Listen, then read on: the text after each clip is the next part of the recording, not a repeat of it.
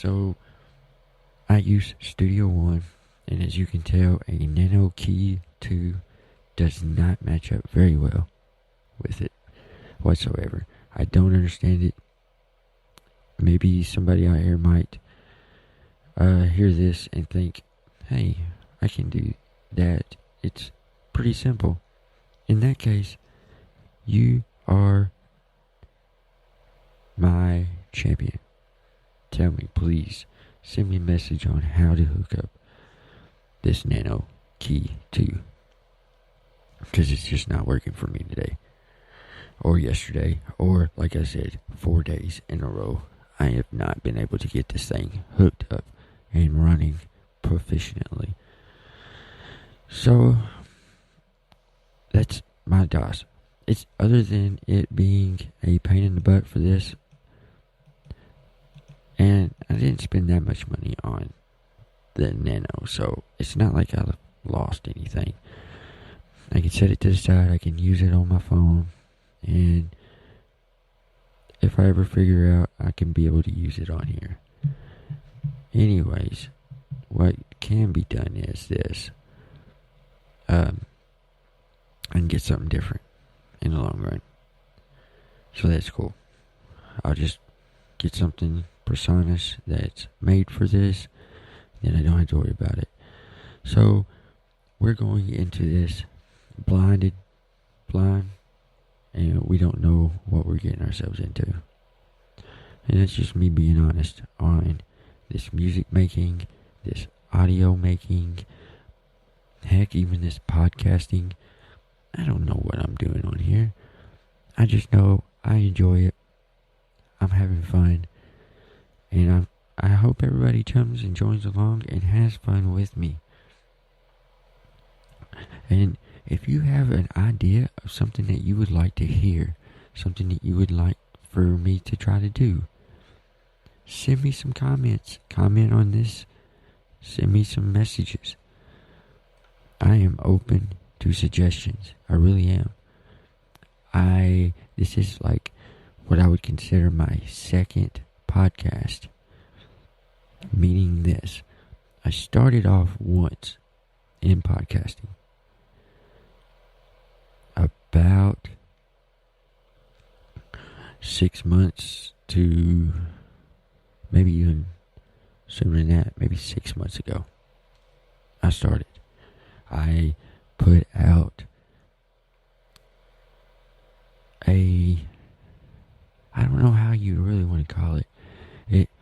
I had it labeled underneath government and education and politics, political stuff. And it was kind of political, but for anybody that's here in the United States, you'd understand probably why I went that route. So everything's been political here the past few years, and so I jumped on board with the train and did just that. And I brought up the history of America's independence and its Declaration of Independence, its Bill of Rights, and its, oh my goodness, what was it called? Federalist Papers. If, and I just say if, you have the opportunity and you want to be bored out of your mind for just a little bit, or you want to listen to somebody rant, check out those episodes. Those are going to be out there floating around under the name of Father and Patriot in 21st Century America. Hosted by me, of course. And so go check them out if you're into that kind of stuff. Anyways, I did a season, what I consider a season. It really was kind of cut short. I got to the point where it just was losing momentum. I was bored. Everybody else was. And if you're familiar with this channel already, and you've already listened to some of this other stuff before listening to this actual episode or this live, then you know the whole backstory. It got old, it got burned out, I got burned out. We wasn't moving in a positive direction, and it was just so complicated. But I hurt myself in that, because yes, we was in kind of a slump, but I was, as you can tell, determined to put these podcasts out, to do it, to pursue it, and to keep moving forward with it. Anyways, I erased my DAWS from my computer when I received Studio One. That's a mistake. First off, I had no idea about Studio One. Never had I even tried to use it. I just had never tried. And so, going from, which I suggested, I do definitely for somebody that's going to be starting this journey, just like I am,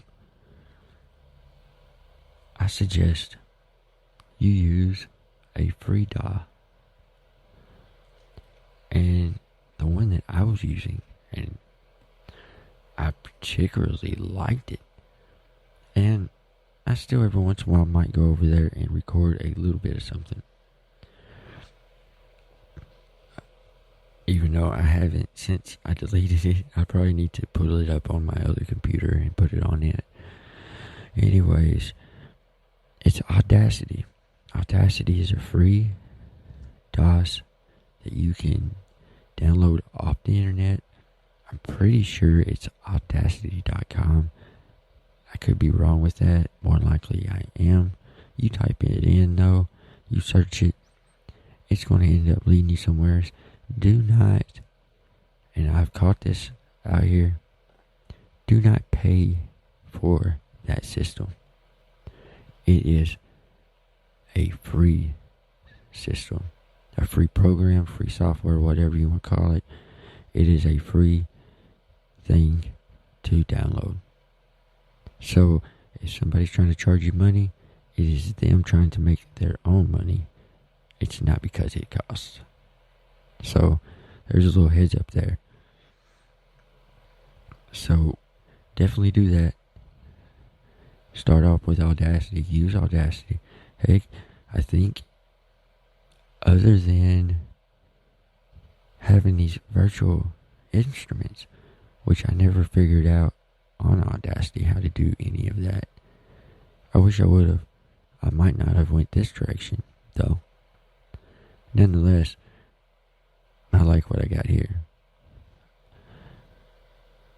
It also, that's the only thing that it lacks.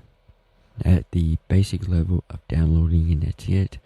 That's all you get is just the recording and the editing software. Pretty basic, but it's pretty simple. Hit play, hit stop, hit record, hit rewind, cut this out, cut that out. I mean, it's basic stuff. So, for sure, come and check it out. It is cool, and it works if you need something cheap and efficient. So, Audacity, it was where it's at. Next would be, so that's a DAW.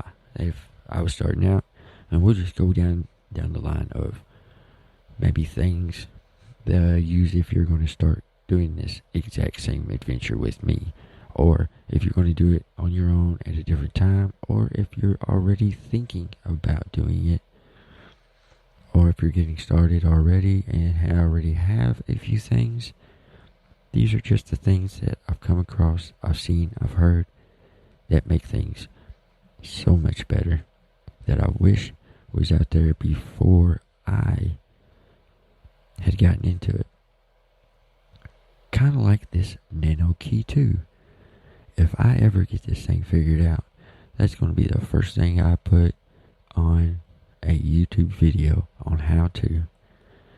And I'm hoping shortly we'll be doing some nice live streaming on there and putting some of this content in video form. What do you say?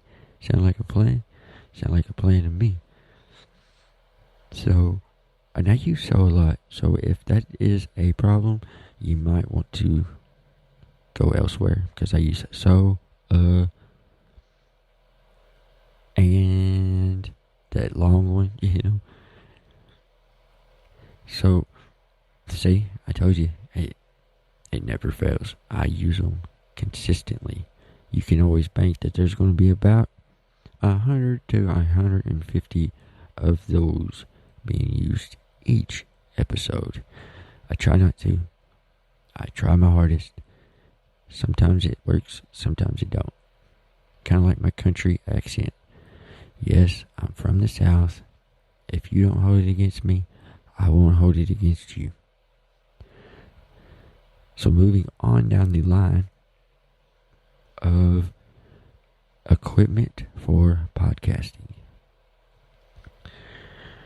Here's one of the things that I believe is very, very, oh my goodness, it's like the ultimate important thing to know before you do any, and I mean any, of this recording, any of these shows, is if up until this point, about my past 2 episodes I put out across the board on the variety of shows, but the past 2 that I've produced, including this one being the 3rd, is this: please do not go with a condensed microphone for these shows unless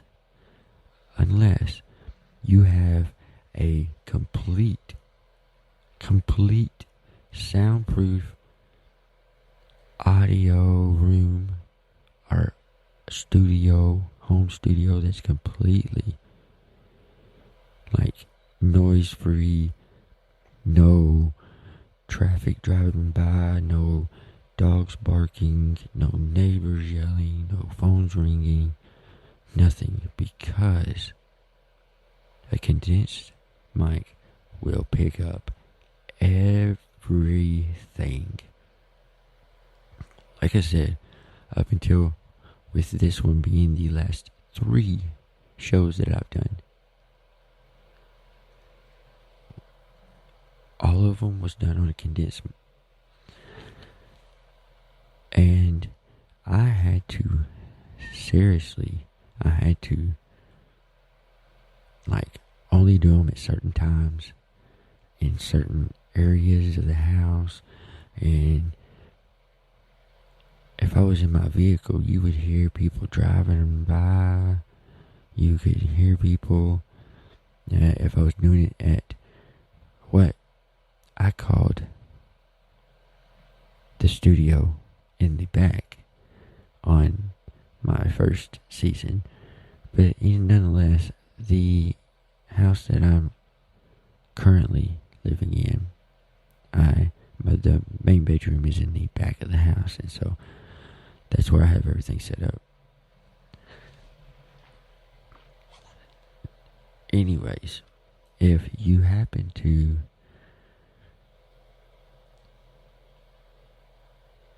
have a room like mine where I have a road that runs right beside my house, they're about 35, 40 mile an hour road there. Then I have a small city, subdivision street right here that's, 10, 15. You can hear each and every vehicle that drove by at all times. You could hear people almost at the other end of the house if they was coming through and talking. So, nonetheless, I had to do a lot of modifying